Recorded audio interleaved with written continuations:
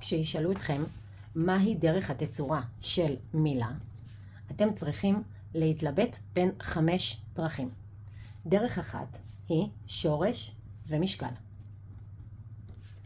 דרך שנייה היא בסיס וצורה אינסופי. דרך שלישית היא הלחם בסיסים. 4. דרך רביעית היא שאלה מלועזית.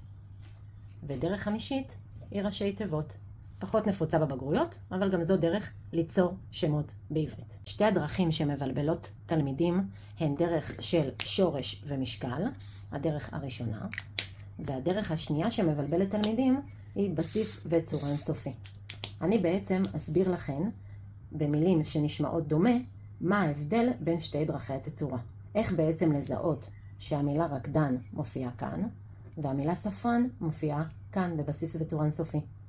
השיטה היא כזו. זאת המילה הנתונה, רקדן. בתוך המילה רקדן מסתתרת המילה רקד.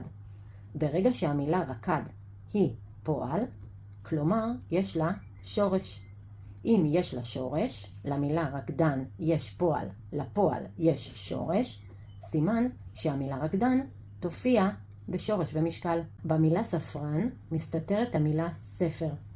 המילה ספר היא שם עצם. היא לא פועל כמו המילה רקד, ולכן אם מסתתר שם עצם בתוך המילה ספרן, אין שורש, ולכן זה בסיס, כי בסיס הוא שם עצם. ולכן המילה ספרן, הנתונה במבחן, תהיה בסיס וצורה אינסופי.